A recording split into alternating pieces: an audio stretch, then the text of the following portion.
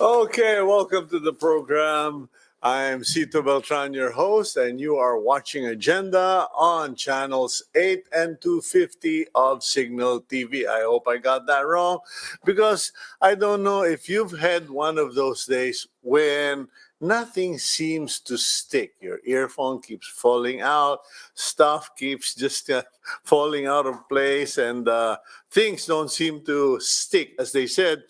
And that seems to be the problem of the Philippine government today, as some of the recent announcements regarding the car seat, child seat, and then regarding the prices of pork, regarding the PMVIC or Private Motor Vehicle Inspection Center, all of the attempts don't seem to catch on and seems to be rejected, repulsed, and refused by the public. In any case, today is February 3, 2021. It's Wednesday. Para doon po sa inyong medyo nagugulo ang sitwasyon o kaya medyo bad start ng umaga.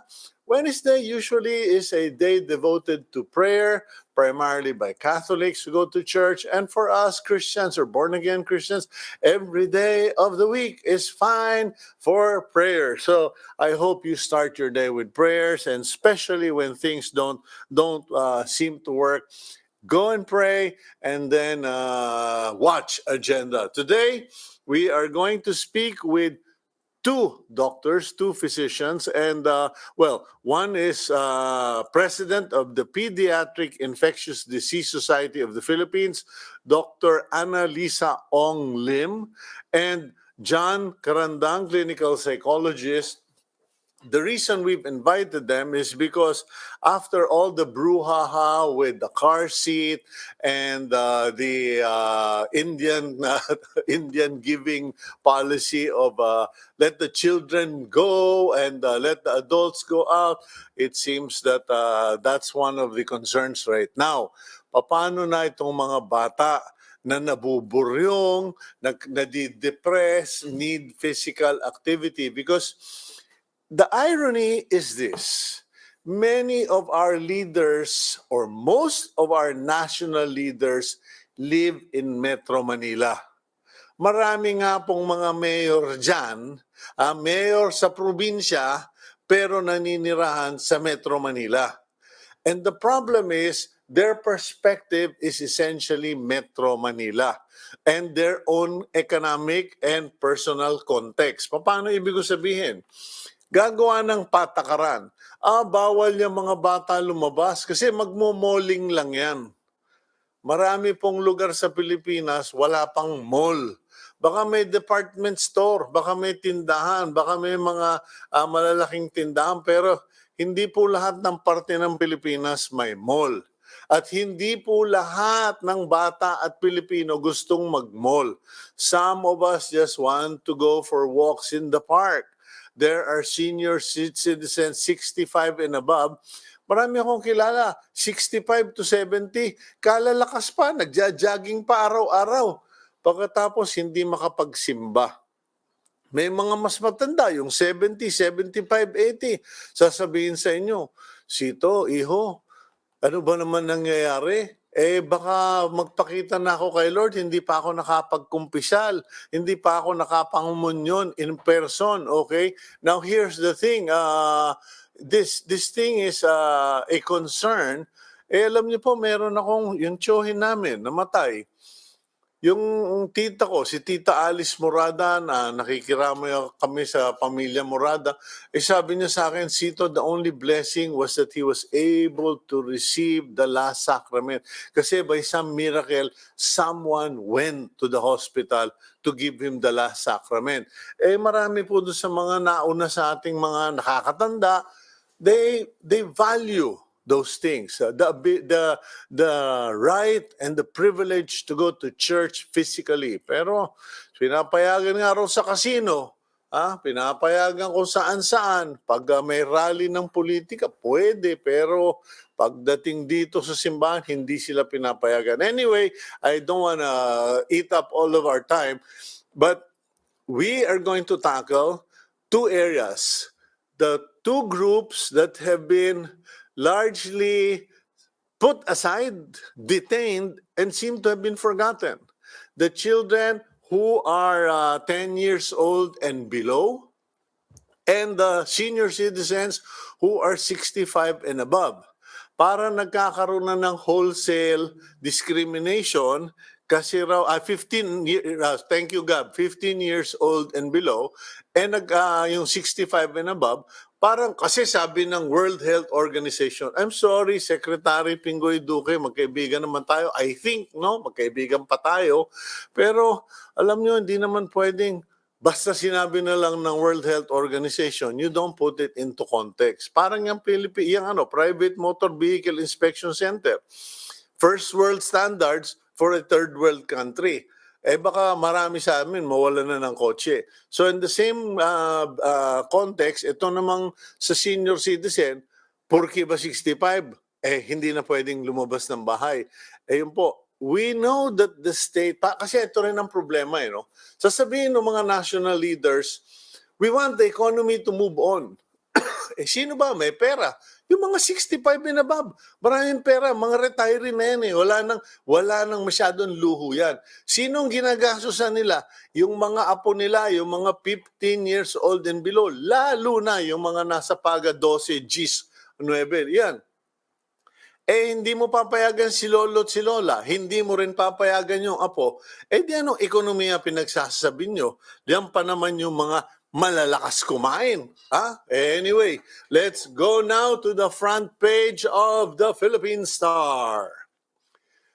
The government has moved the implementation of the pork and chicken price ceiling to February 8 or next Monday. May palugit na isang linggo. This is to provide industry players a grace period in implementing the executive order. However, the price freeze has since been criticized by various groups and even some senators, saying that it only worsens the burden for the producers. Please read my column in the Philippine Star kung saan sinabi ko, kung gusto ng gobyernong maglagay ng price cap, pang politika, for public relations, political PR, magpa-price control kayo para matuwa yung masa, okay, wag naman yung pabayaan yung mga magbababoy at magmamanok. Magbigay kayo ng daily farm gate price o kaya weekly farm gate price. Ano po yun? Yung bentahan ng manok at baboy mula doon sa pintuan ng mga magbababoy at magmamanok. Kumbaga, hindi sila pwedeng baratin. That way, you protect the farmers and producers, you protect the consumers, at itong mga tinamaan ng mga lintik na mga hudas na mga, hindi ko naman nilalahat, karamihan, biyahero, yung mga contractor at consolidator, nababaratin yung magbababoy, magmamanok, pagkatapos kakanain pa yung bumibiling nasa palengke, tapos ang mamumura yung nasa palengke, ang maiipit yung nasa bukid, okay? O kaya nasa manukan o babuyan. Put a daily farm gate price, put a price cap on chicken and pork, and then require all these biyaheros to register. Magbayad ng buwis. Alam niyo po, nakalimutan ko na yung BIR commissioner natin. Dulay ba yun? Commissioner Dulay. Pagtrabahuin mo kaya yung mga bata mo na lumakad dyan sa sistemang yan. Kasi ang dami ninyong nawawalang pera dyan sa mga sistema na yan kasi ayaw naman mag-issue ng resibo, ayaw hanapan ng resibo. Pakibasa na lang po yung column ko. Okay. So let's go. Another policy that gets deferred is the Child Safety in Motor Vehicles Act, which requires the use of car seats for children. This, as the Transportation Department and Land Transportation Office are still finalizing guidelines for the law. Kumbaga, sabi nga ni Congressman Edgar Sarmiento at ni former Senator J.B. Ejercito, magaling na mambabatas, ay sabi na, magpapatupad ka ng batas, bawal nga lumabas yung mga bata. Tapos mabibilin mo pa ng car seat yung mga magulang, tatarantahin natin, i-defer.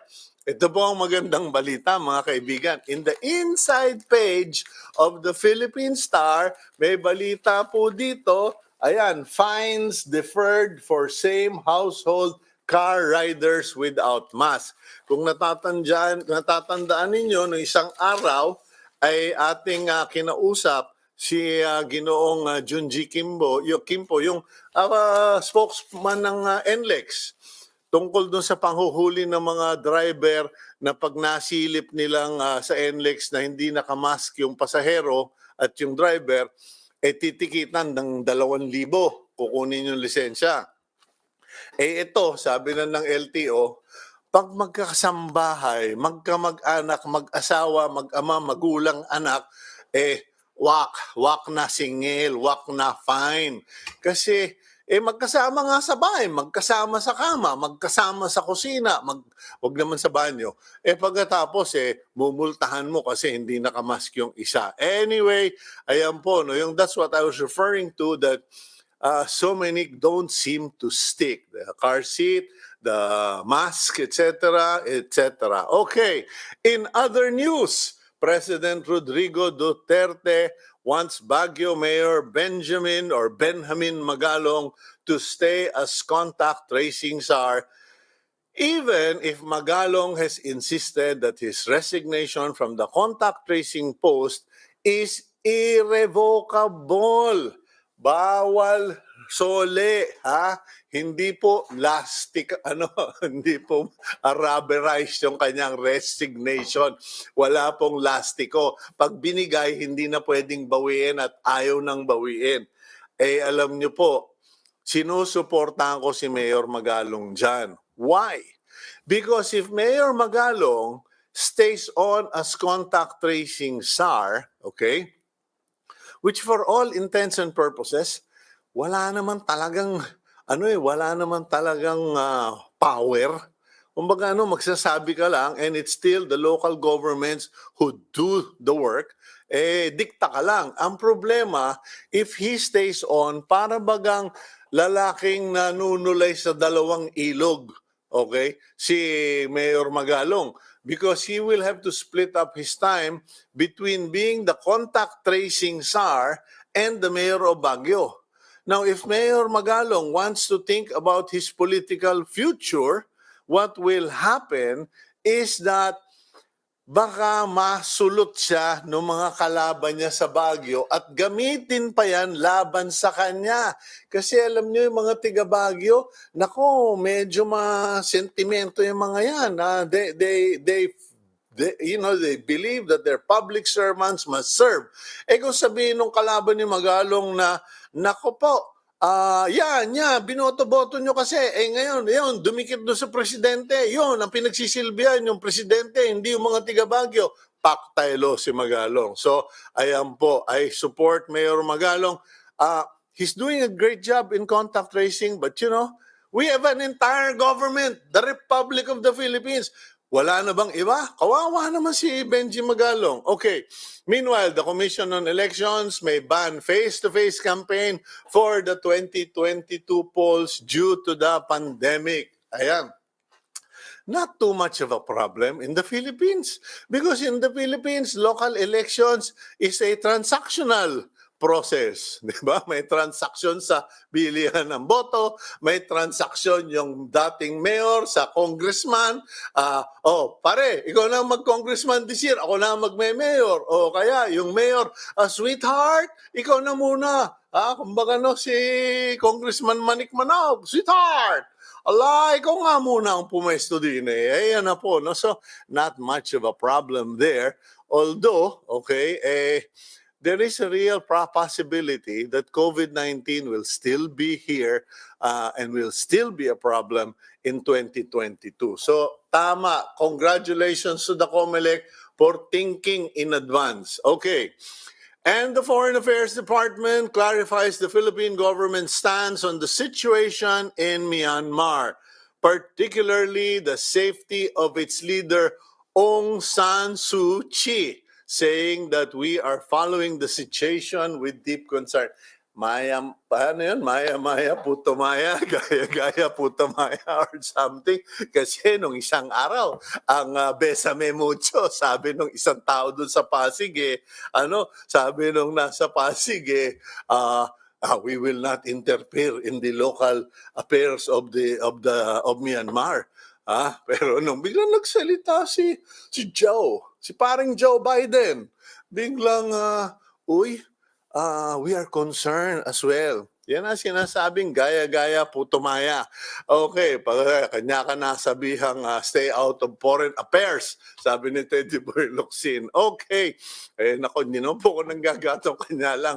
I just want our viewers to understand why things change. Baka sabihin nyo, di ba no isang araw sabi, wala kaming pakidyan, hindi kami makikilang. Bakit ngayon parang we are concerned? Yun, ginaya. Si paring Joe. Okay, now let's go to our first interview. And ito po, former president and member of the IATF Technical Working Group. She is a president of Pediatric Infectious Diseases or Disease Society of the Philippines. She is also an associate professor and attending pediatrician at the University of the Philippines and the Philippine General Hospital. Ito po yung isa sa ilang bayani, tunay na bayani. Kasi pag ikaw nagtatrabaho sa PGH, medyo may hero complex ka kasi dyan 5-5 ang impeksyon. Okay, Dr. Ana Lisa Ong-Lim. Good morning, Dr. Ana. Good morning, Cito. Okay, congratulations. My compliments to you and your associates at the PGH. I know pinaganda na yung PGH, in-improve na, but nonetheless, because it is the people's hospital, yan ang puntahan ng bayan, pati galing sa probinsya, laging nakataya ang inyong kalusugan at ang inyong buhay. So, we thank you for your service. In any case, Doc Ana, here's the thing, there's a group called the Child Rights Network urging the government to reconsider the stay-at-home policy for children 10 to 14 years or 14 years old. At sinasabi nilang hindi maganda para sa mga ganitong bata yung situation. What is your professional medical opinion on the matter? Because you were also part of the IATF, medyo parang hindi na yata makontain ng maraming magulang kasi napapraning na at nagkakaroon na ng behavior yung mga bata na medyo of concern. Thank you, Cito, for the opportunity to clarify. So siguro I'd like to put it in context again. Aside from my role right now as member of the Technical Advisory Group for DOH COVID-19 concerns, I'm also with the Pediatric Infectious Disease Society of the Philippines and the Philippine Pediatric Society, na kami yung professional medical societies na actually nag-pose ng objection to the initial proposed recommendation, or how would you put that, resolution ng IATF na palawakin na yung age range na payagan lumabas. So ang position kasi namin nung dinidiscuss ito was hindi pa napapanahon. And the context really was, at the time when this was being discussed, medyo pa-surge, binabantayan pa natin yung surge, kalalabas pa lang ng balita ng UK variants. And in fact, hindi pa tayo tapos sa pagbabantay nga ng surge hanggang ngayon kasi medyo we are still 2 2 weeks from the traslasyon, no? So barely 2 weeks down from the traslasyon, and we're still seeing that the numbers are increasing. So yun yung pinagbabasihan ng aming comment at the time na baka we should be waiting for a more opportune time to think about this particular expansion, and also consider na pag magpapalabas tayo ng bata, hindi ba dapat yung school context muna ang una nating isipin rather than leisure activities? Well, Doctora, no, I hope you understand. I have to play the host here, so I also have to voice yung concern ng iba, no. So I will be going counter from time to time. Yeah. What you pointed out is in the context of the normal, of things being normal. Na okay, we have a pandemic. That's already normal for us nowadays. After a year, it's already normal. And yes, we have no face-to-face education, but it does not take into context two particular concerns. One is that not all children are in Metro Manila. Maraming bata sa ibang lugar na kung saan naman ay hindi laganap itong problema.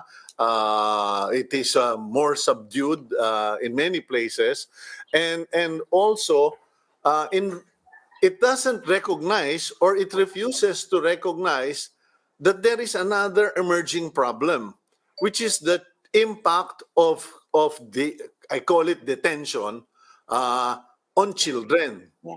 And I've heard countless stories na, Mommy, why can't I go out? Mommy, I'm sick and tired of being at home. Mama, I'm going to go. You're the pediatrician. I'm sure you've heard all of these, no? Yeah. So how do we find a balance? Kumbaga, kasi may mga doktor na rin lumapit sa akin, Cito, you've got to educate people na not to be afraid of COVID and to go see doctors, whether for their checkups, their treatments, and even for pediatric consultation. So it's really a difficult question to answer, no? Maybe, once again, I'll bring it back to the issue of the increasing cases. I think yung isang kailangan i-recognize is that hindi lang usapin actually ng whether this is pediatric or geriatric, but rather yung question of, are we going to allow more people to move about in the community now that the numbers are still going up, rather than to wait for the time when our reproduction rates are more manageable? Kasi Cito, if you look at the data that's being released from DOH, no, for the longest time, our curve has been going down. But in the past 2 weeks or so, pataas siya. And I don't know if people are focusing on that enough, no? Kasi kung parami ang kaso, ano ba dapat ang response? Diba? Siyempre, you try to contain the number of people who are going out so that you don't spread the disease even further. So yun yung pinag-uusapan namin. Nagkataon lang, ang hindi na lang kasi pinapayagan lumabas sa sectors natin ngayon, yung medyo bata at yung medyo matanda. So yun na ang iniisip na expansion. Pero palalabasin mo ba sila pag dumadami ang kaso? Medyo hindi yata magandang timing. But of course, I understand yung sinasabi mong there's the context of, I totally understand. Kasi parang for me, the whole thing that really changed was I lost the freedom to make a decision for myself when to go out, where to go out, and how to go out. Diba? And that's certainly the case also for kids. But balance is a key, and we have to find the good timing. Yeah, but is there any team, because nabanggit mo na rin naman that you are part of the IATF consultative group, no?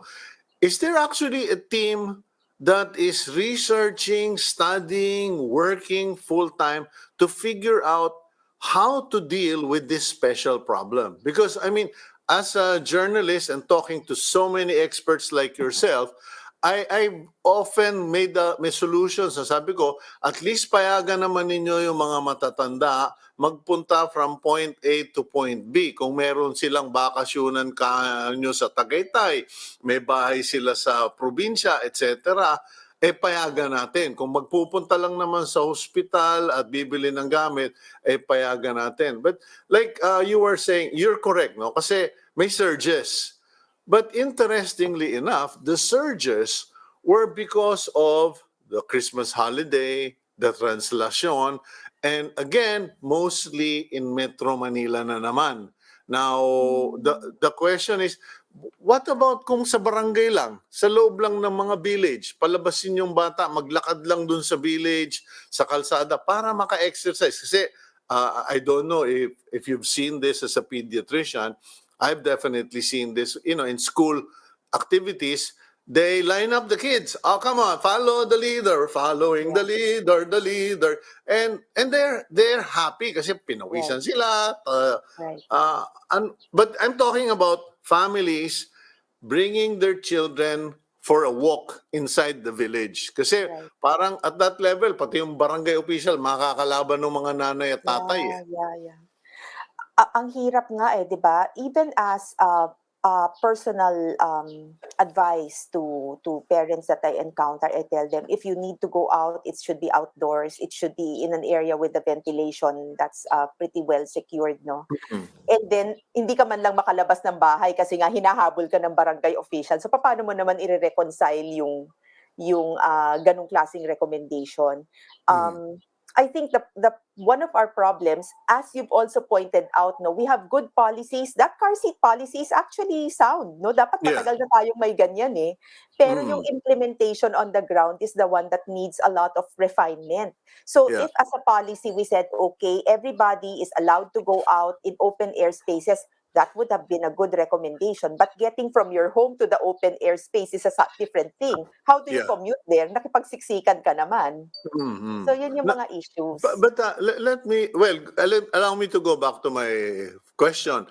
Meron bang assigned group studying this problem to come up with a solution? Kasi how do you guys, or how does the IATF operate in making such decision? May nag-offer ng resolution. Palabasin na natin yung 10 to 15 kasi it's good for the economy. Basta kasama sila ng mga adults with adult supervision. Biglang lumabas yung mga pedia. Teka! Delikado yan. So parang sabi ko nga, paano ba magtrabaho itong mga taon to? How do you guys interact? So, disclaimer, I'm not with the IATF. I don't want to. Consultant ka lang. Kinukonsulta ka lang. I'm with the DOH actually as a member of the TAG, so as an advisor for that. Okay. So I do see how they work. I do see how the IATF works. And most of the time when they have a resolution and it requires some technical inputs, in fairness to them, they will ask naman the concerned experts, expert societies for inputs first before they post a resolution. I think lang for this particular one, the economic cluster was quite eager to try to push more moves towards opening the economy. Kaya yun ang perspective nila na understandable naman, 'di ba? Kasi sabi mo nga isang taon na tayo, kailangan na talagang gumalaw yung ekonomiya. Kami naman as professional medical society, ang perspective lang namin agree, 100% agree, maybe just not at this time.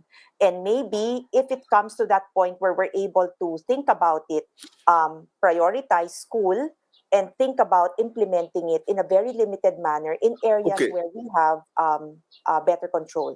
Dr. Ann, forgive me, no, pero parang what you're saying is counter to my logic eh. Kasi, and you're the physician, of course, ano? Ako kulang ikaw doktor. But here's the thing eh. You support school grounds first. Kumbaga, school scenario first. But in my case, parang, hey, I don't want a child in, a pack of 30 or 40 kids. I would rather na I take out my child on a field trip or walk around the park sa village lang para safe kami. Let's go for a quick break lang, Dr. Lim. And when we come back, I'd like you to answer that question. Sure. Why in a school setting and not just individualized supervision for the time being? And then, when will it ever be right enough for the doctors? We'll go for a quick break. When we come back, we will ask Dr. Ann to give us the answer.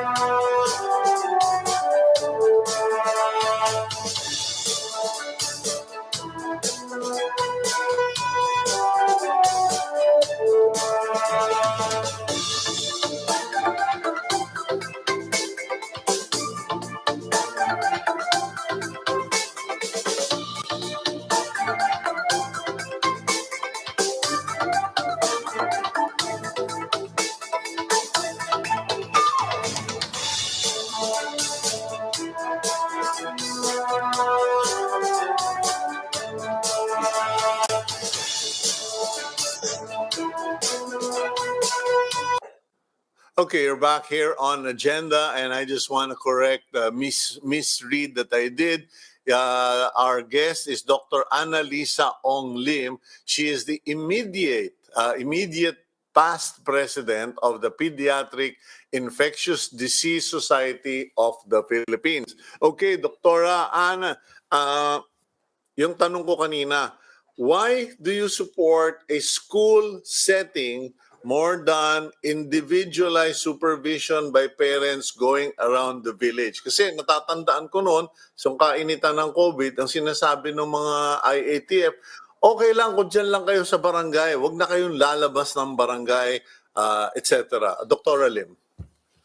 So maybe I should clarify again, no? The thing that the societies mentioned was in contrast to going out in public places. We thought that it might be better to prioritize arrangements or resumption of face-to-face classes rather than, well, you're right to say, hindi naman malls di ba? Not everything is a mall. There are many settings where hindi naman yun ang intent nung going out. Pero siguro kung yung pinag-uusapan is public place to public place, then dapat yung essential muna ang unahin natin. And for us, of course, essential ang education for children kasi we know that there's a lot of effort being put into online classes, but it's really not the same as face-to-face. And sorry, let me just take the Go ahead. The thought further. Tama ka, no, yung sinasabi mo kanina, bakit tayo papayag na pagsamasamahin sila na 30, 40 people in a class? But again, of course, the context will be, there will be sufficient preparation to make sure that the requirements for infection control and prevention are going to be in place. I think at the end of the day, you, me, and everyone else agree that we want what's best for the children, and Yes, I think we will all support each other's opinion. Ano? Kasi ako, I really want the kids to be able to go back to school. Kasi there's nothing better but school to teach them socialization skills, etc. Right. No? But ito nga, it brings us back to the same problem again. Yeah. Is someone responsible? Is someone in charge? Is someone doing something na, okay guys, let's sit down. Paano ba natin? Sino ba pwede nating unahing palabasin? Anong age ba? Kasi other people also say, malaking bulas na yung 15 years old. Parang doon sa child seat, 12 years old and below. Naging That's right. issue pa yung age. Ano? So, will there ever be a time that's good enough for the societies to agree to let the children out? Kasi parang, I understand where the societies are coming from. You want safety first, preserve and protect the lives of the children. But at the end of the day, if we extend and extend this, and we never end up with the perfect environment because COVID, the vaccine won't be around here for at least 2 years, will our children still be normal kids after 2 years or 3 years of being in confinement or detention? The position statement that we gave also included some suggestions as to how we can approach the problem. And foremost was really monitoring the transmission situation in the community. And second, also to make sure that once we allow people more freedom of movement, regardless of age, that the safeguards are in place to ensure that should any surge or outbreak occur, we can contact trace right away. So, babalik na naman tayo dun sa mga hinihingi natin nung simula. Alam mo, nakita naman natin yung success ng mga bansa na nakapag-contain ng maaga at maayos talagang very dependent on how well and how efficiently they were able to conduct contact tracing. And I think if that is in place, people will be more confident to say, sure, well, let's try it because we know that once we detect somebody with an issue, we can lock down or parang contain this right away. This is not something that we can actually say with a large certainty right now, diba? Kasi I mean, we all know that the contact tracing system can really be improved much.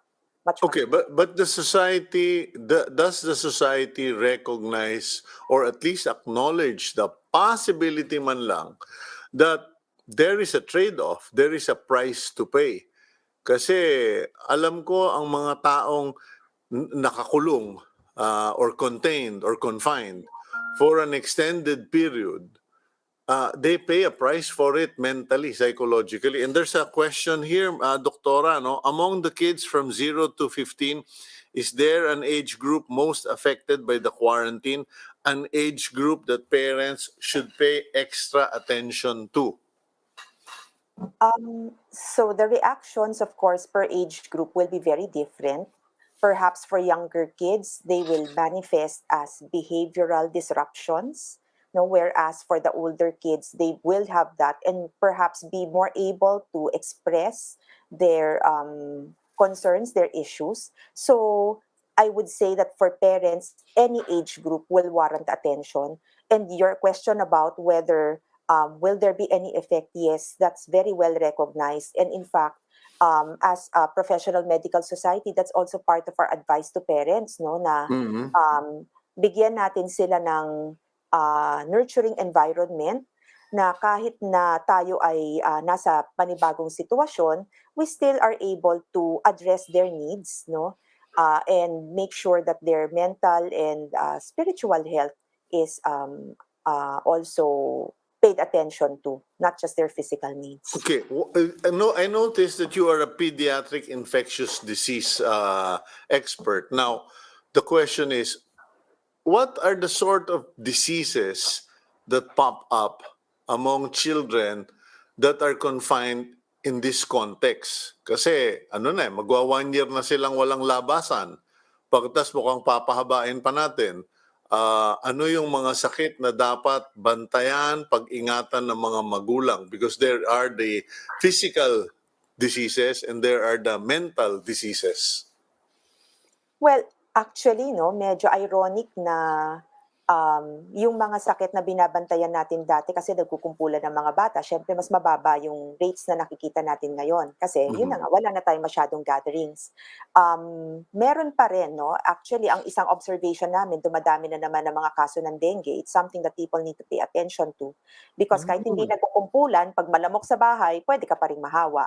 At saka hindi nagiging issue or sensational kasi kami sa media nire-report namin kasi pumuputok sa eskwela, may numbers kagad. Right. But now, nangyayari sa It's bahay, sporadic. it's sporadic or it's so thinly spread out, there are no noise makers, and then baka hindi lang nababanggit din ng mga hospital. It's actually, I would say fairly manageable kasi imagine kung magkakasama ang mga bata ngayon, di lalong dumami, no? Pero it's just an observation that right now, when you see a patient, a child patient in, for example, the hospital or the emergency room, you're more likely to diagnose them with something else rather than COVID. And that's always been the case. Kasi ang COVID nga, di ba, parang for children, it's fairly mild and sometimes it's even asymptomatic. But right now, we have more and more cases of these other conditions being seen, including dengue. So you mentioned dengue. Anything else which is on your radar or your top of mind? Well, I would focus on preventable diseases because as you mentioned earlier, di ba sinasabi natin kailangan magpa-check up, di nakakapagpa-check up kasi di pinapalabas. Ang dami nating disconnect talaga sa totoo lang. And wait a minute, Doktora, I was under the impression kung medical consultation, it's allowed. It is di ba? Right. It is. Okay. Siguro yung hesitation ng parents na lumabas. Yes. Siguro yung more of that, no? Yeah. So, health supervision has been neglected for all age groups. I would think that at a certain point, if people were monitoring, obesity might be an issue kasi syempre wala tayong masyadong physical activity. Tapos nakaka-order pa sa Shopee, sa Lazada, One to Sawa, sa Lander, sa SNR, Paktaylo. Okay. So, and then, of obesity. course, what you mentioned, yung social, the toll on emotional health is really quite significant for various age groups. Okay. Ay, naalala ko nga dyan, Doktora, baka yung kakasabi na, the government, the president, the IATF will not allow you to go out. Baka we are unconsciously raising up a generation who will be anti-establishment in reaction. And hindi po tayo naghuhula-hula. I have seen this. But in any case, thank you, Doktora, for at least sounding the alarm for dengue and for obesity, and sana ay magtagpo-tagpo na lahat ng mga powers that be to address this particular concern. Dr. Lim, thank you very much. Thank you, Cito, for the opportunity. Anytime, madam. And kung meron, sabihan nyo lang kami. Okay, let's go to our next guest. He is a clinical psychologist. Let's go to Jhon Carandang. Pag-usapan naman natin yung tayo ay mga mga seniors daw. Jhon, good morning. Good morning, Cito. How are you? Yeah. Okay. Medyo, you are the founder and CEO of the Carandang Institute. Ano ba yung Carandang Institute, if you don't mind? Yeah, it is Canada Institute is a institute for mental health services. So I usually cater services for children to adults about for their mental health. Yeah, any mental health services such as counseling and consultation and psychotherapy. So Okay. it's more on online platform. Okay, so ngayon mukhang I'm sure your plate must be full, your consultation must be heavy because ang daming hindi nila alam kung paano sila magko-cope sa daming problemang dinala nitong COVID-19 na ito. Now, what is the impact on the seniors? Have you been consulted by seniors? May mga na lumalapit ba sa iyo? And ano yung general condition and problem ng mga seniors? Wag na tayo lumayo. Mga tita ko and mga uncles ko and my parents are senior citizen. Alam ko ang hirap nila, kasi they are already in for how many days na? 300 days na yata o 250 days more than na naka-quarantine sila. And it's really difficult for them to cope. Kasi from very active life, tapos bigla mong shinut down yung kanilang activity. So parang pakiramdam nila lalagnatin sila. Kasi they cannot really move. They cannot really express what they really want. They cannot do their activities. Napakahirap talaga yung ganitong sitwasyon. And then, I observed that some of my clients or patients, talaga napapansin ko na de-deteriorate yung kanilang well-being. Especially the mental well-being. Talagang feeling nila, sabi na natin, mahina na ba ako? Wala na ba kami sinasabi sa lipunan? So something like that. Marami na silang mga thoughts na sabi na natin ilang taon na lang sila sa mundo, bakit parang nawawala na sila ng kaligayahan na magpapatuloy para sa buhay, mabuhay pa. So this is just feeling of sentiments sila na para sa kanila they want to have still a meaning in life kahit na may pandemic or crisis. Now, you're a clinical psychologist, so obviously there is a connection between the physical mobility and the quality of a patient to their mental state, no? Ngayon, dahil sa haba nga ng detention, ikaw ba meron ka na bang mga incidents of extreme depression or suicide dahil, or yung bang parang withdrawal na dahil nakikita ko yan, nababalitaan ko yan na parang nawala na, as you pointed out, nawala na ng gana, wala, doon na lang sa bahay, pakapi-kapi na lang, tapos hindi na nag-e-exercise, lumiliit na yung katawan. Yes, well, nag-i-increase na po ang mga mental health issues in all ages. So, meron akong as young as 10 years old at as old as 85 years old. Talagang yung mental health nila nagkakaroon ng issue ngayon dahil we are in the times of uncertainties na walang katiyakan na if we can still go back to the normal. For them, social interaction is very important. Social life is very important. For them is going out to do their activities, the usual activities, like hanging out with friends, dining out with the family or loved ones and friends, or sabi na natin, going to the church for them to their spiritual well-being is very important for them na nawawala. Parang nade-deprive sila. And there are some studies that some people having a connection with spiritual, with the Supreme Being, with God, can increase or can help to maintain their mental well-being. Lalo na ngayon, naka-quarantine sila. Yes, may online masses, online worship service, pero still masyadong importante pa rin sa mga matatanda yung sabi na natin, yung classmate nila sa simbahan. Di ba normally naman mga nagsisimba, mga older ones, na pagkatapos ng misa, mayroong silang katsikahan, it's very important for them Kaya sabi na natin, the essential of going to church or the need for them to interact with their friends in the park is really very essential for them to grow, okay? Not only spiritually, but also to address their mental well-being. Kasi when you say about mental well-being, it's not just only on the mind, even the heart, even the the social being, the physical aspect, the spiritual, and so the holistic, the whole being of the person. So it is the question of how they able to cope and can contribute to the community. That is how it's all about mental health. Kaya kapag ang mga matatanda, the senior citizen, feel na wala na silang nararamdaman nila na wala na silang say, okay, hindi na nila na-express or hindi na sila nagiging productive, okay, there are times, okay, not all, pero depende pa rin sa coping mechanism nila na mababa yung kanilang mental well-being. And ito ang nakakatakot. I mean, kasi uulit-ulitin natin, meron pa rin tayong individual differences na maaaring ikaw Cito, okay ka lang sa bahay kasi may work from home. Pero yung iba na ibang medyo may edad, hindi sila ganun ka komportable dahil maliit na yung bahay nila, hindi sila makina. But they want to, to go out for them to socialize. So depende pa rin sa coping ability ng mga senior citizen or sabihin na natin, the older adult or the adults itself.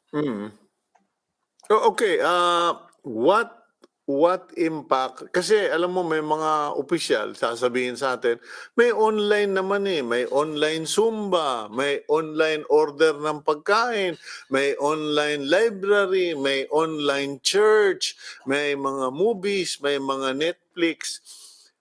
Alam mo parang I'm just wondering, maybe for 6 months, maybe 1 year, we can tolerate it as an extreme necessity.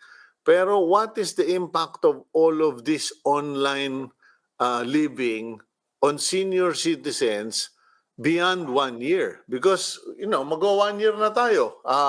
By March 14, 1 year na tayong under some form of quarantine or isolation, particularly for the 15 and below and 65 above. Anong klaseng epekto nito pag humaba pa? Well, sa mga bata, parang sa bata lang sa online classes, nagkakaroon na sila ng anxiety or some kids are having their cabin fever na. So much more sa mga matatanda na hindi naman sila use sa paggamit ng technology. Yes, nakakatulong ang online masses, online Zumba, and all those stuff. Pero iba kasi sa generation nila na hindi sila nabuhay sa social media, nabuhay sila doon sa pakikipag-usap, nabuhay sila sa pakikipag-tapik, takbay, sa kamay, sa handshake. So may physical contact lagi. So para sa kanila, online can be an alternative. Kasi nga may pandemic. Pero kung sasabihin natin na ito na yung new normal for them, baka iniisip ko lang na baka maging emotionless ang mga tao ngayon. Lalo na yung mga matatanda. Hold that thought, John. We'll just go for a quick break. When we come back, what is the trade-off? Kasi nung tinatanong ko kanina kay Dr. Ong-Lim na there is a price to pay. We are going to create a generation of what? Because of this detention and prolonged confinement. We'll go for a quick break. Agenda will be right back.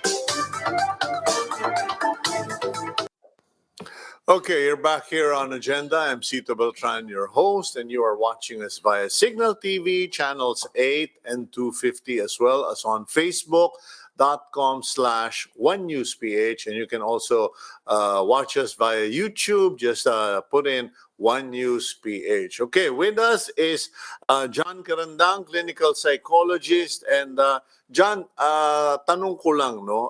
We were, when we went to the break, there is a price to pay, I said. When you put people in confinement, whether preso or medical confinement, prolonged medical confinement, medyo nag-aalala ako.